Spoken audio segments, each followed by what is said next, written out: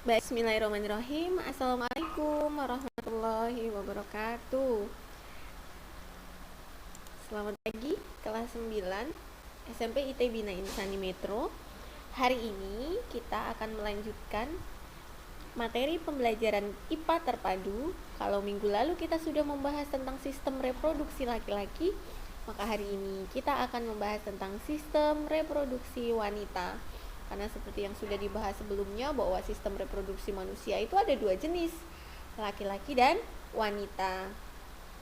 Nah, dari sini kemudian harus semakin menambah rasa bersyukur kita kepada Allah Subhanahu wa Ta'ala, karena segala yang Allah ciptakan itu sudah dengan keteraturan yang sangat sempurna, gitu ya.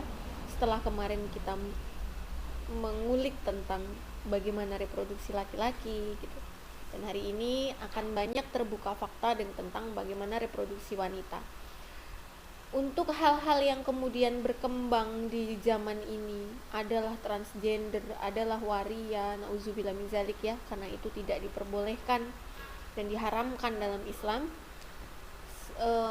Secara biologi pun memang tidak ada sistem reproduksi waria atau tidak ada sistem reproduksi jenis kelamin lain selain laki-laki dan wanita, sehingga harus kalian pahamkan dalam diri dan hati bahwa jenis kelamin manusia itu hanya ada dua, yaitu laki-laki dan wanita.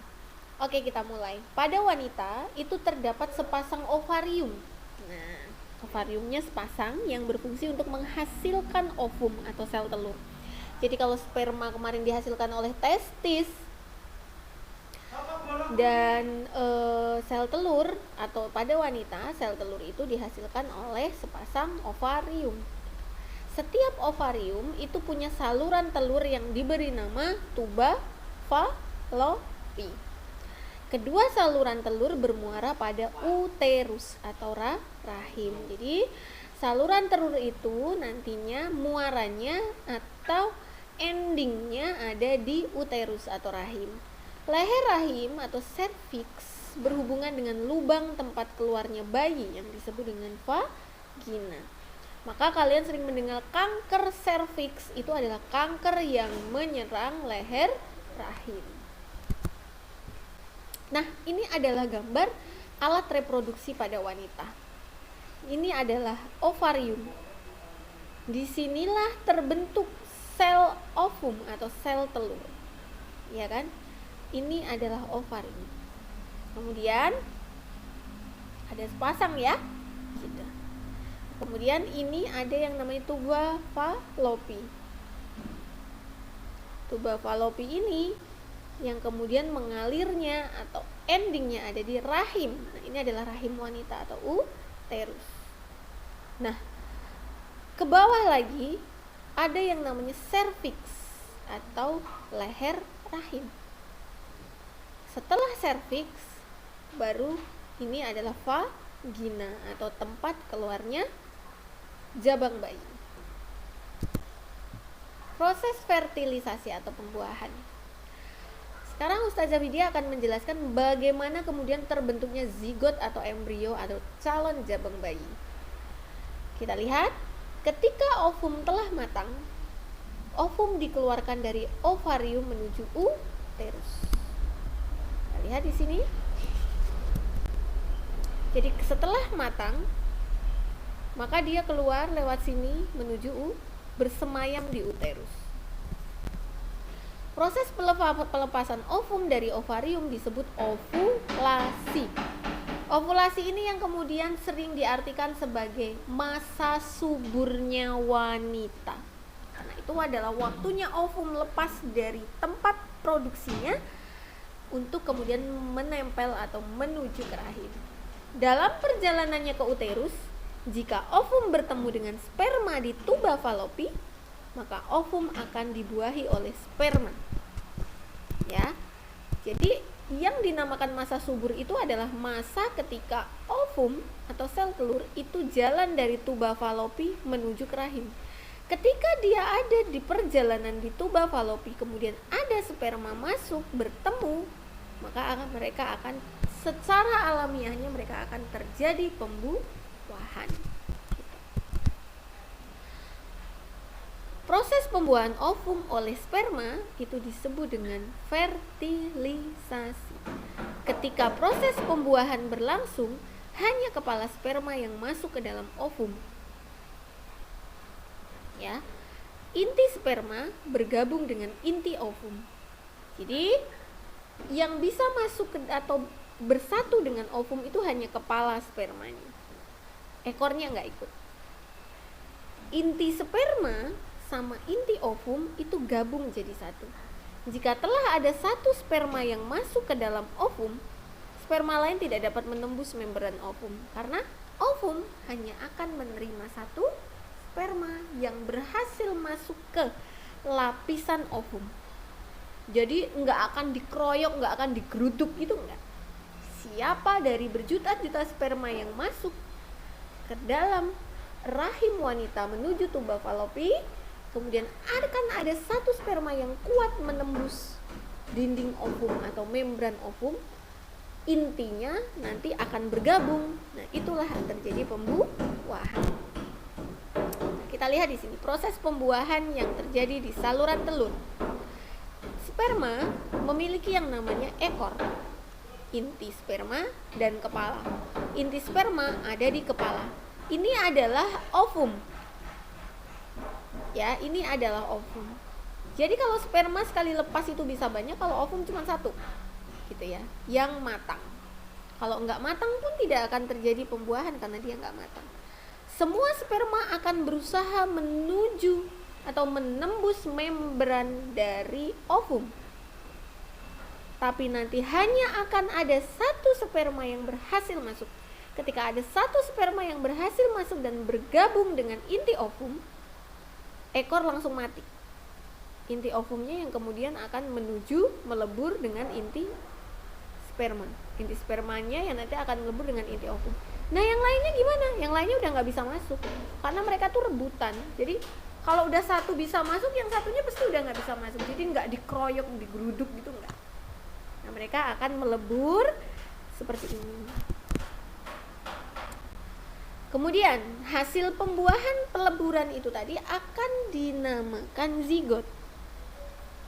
Ini terjadi di tuba falopi atau saluran tadi ya.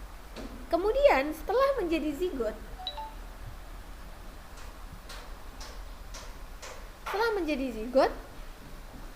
zigot kemudian akan bergerak di saluran tadi menuju rahim atau uterus.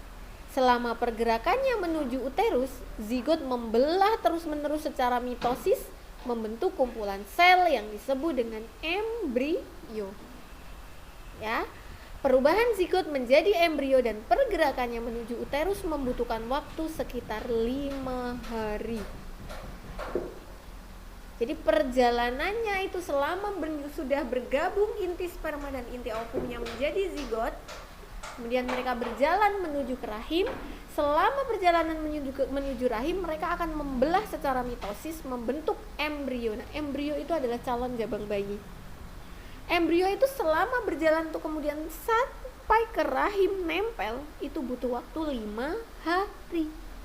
Maka kenapa kalau misalnya dinyatakan hamil, itu tidak bisa langsung dalam sehari atau 2 hari. Jadi minimal itu 5 hari untuk kemudian dia sampai di uterus, dan pada hari ketujuhnya itu menempel di dinding uterus.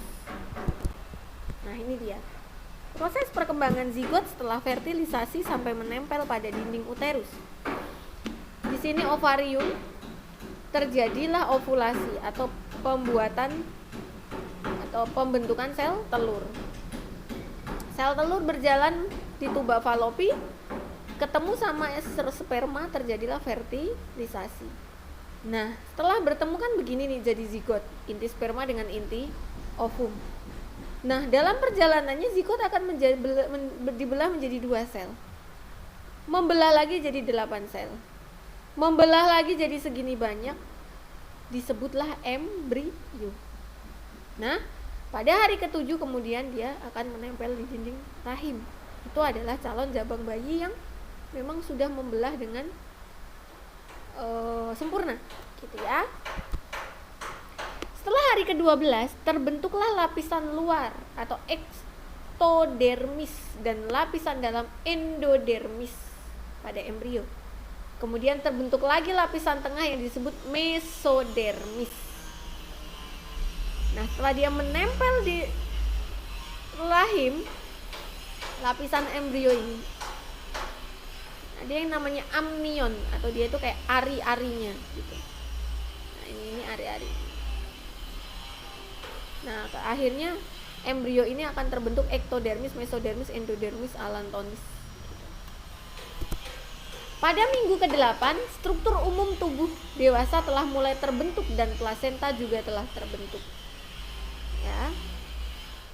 Pembuluh darah ibu, kantong kuning telur, korion, dan ini adalah amnionnya atau air ketubannya atau plasentanya. Jabang bayi terus bertumbuh seperti ini.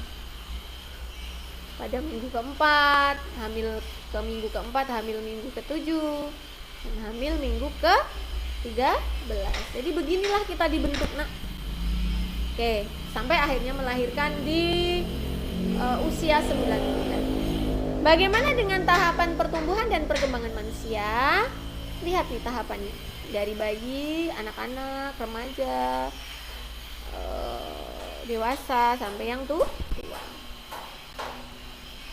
Nah, bagaimana dengan siklus haid, nak?